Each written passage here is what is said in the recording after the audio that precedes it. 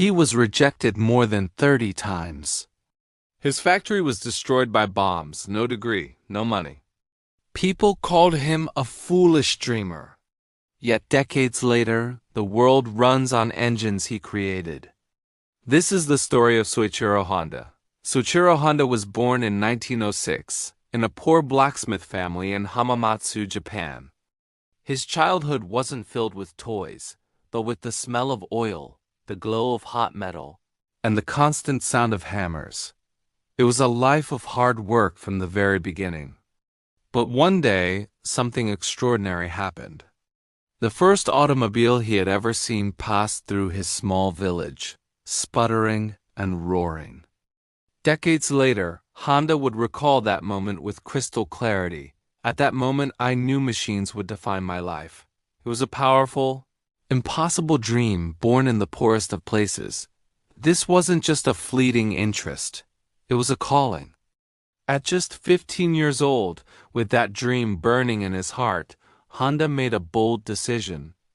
He dropped out of school and moved to the bustling city of Tokyo to become a mechanic as apprentice.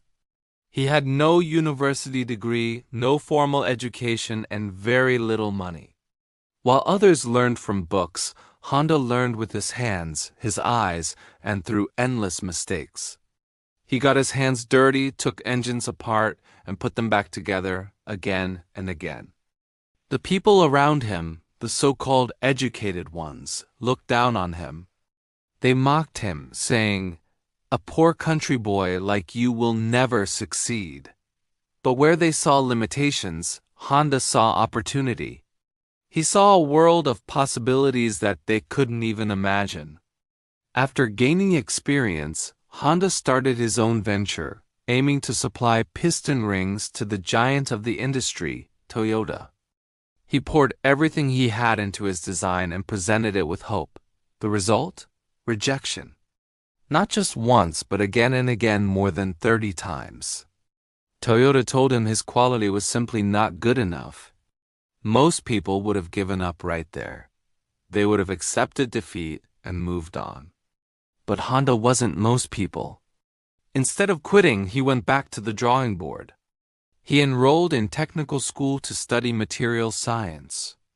He redesigned everything from scratch, failing hundreds of times in his workshop. After years of relentless effort and brutal failure, Toyota finally accepted his product. It was this struggle that led him to his most famous quote, "Success is 99% failure." He understood that every rejection, every mistake was just a stepping stone. Just as his business began to stabilize, the world plunged into darkness. World War II broke out, and Japan was at the center of the conflict. The war didn't just halt his progress. It obliterated it. Honda's factory was destroyed by American air raids. He watched his hard work turn to smoke and rubble. But fate wasn't finished with him.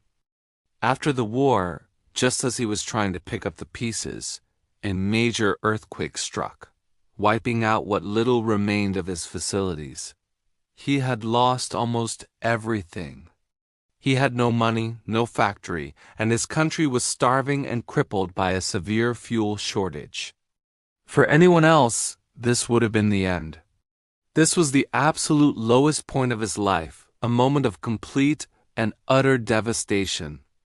But in the midst of ruin, Honda saw an opportunity that no one else did.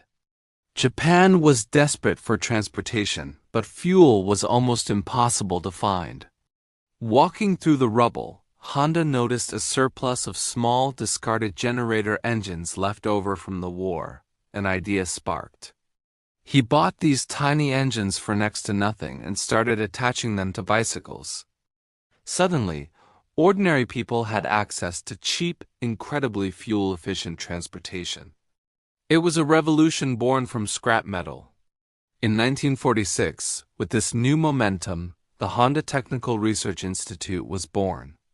Just 2 years later, in 1948, the Honda Motor Co. Limited was officially founded. His starting capital? A mere 1 million yen and just 34 employees. From the literal ruins of war and disaster, an empire was beginning to rise. By 1959, Honda set his sights on the biggest market in the world, the United States.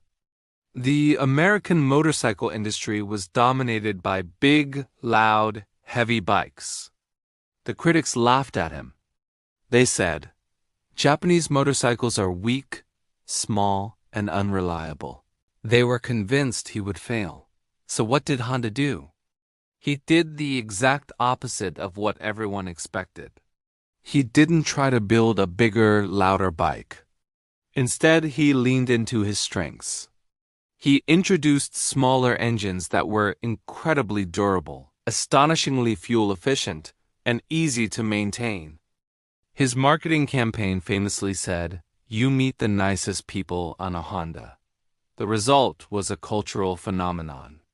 Honda completely changed the image of motorcycling and, in doing so, became the world's largest motorcycle manufacturer, defeating iconic American brands on their own soil. From there, Honda's vision only grew. He expanded into cars, creating legendary models known for their reliability. He ventured into industrial technology, power equipment, and even advanced robotics and aviation. Eventually, Honda became the largest internal combustion engine manufacturer in the entire world. But his legacy isn't just about engines. It's about his philosophy. He rejected the rigid corporate hierarchy common in Japan. He believed in the power of people and diverse ideas. He once said, "If you hire only people you understand, the company will never grow." For him, the power of dreams wasn't just a marketing slogan, it was the story of his life.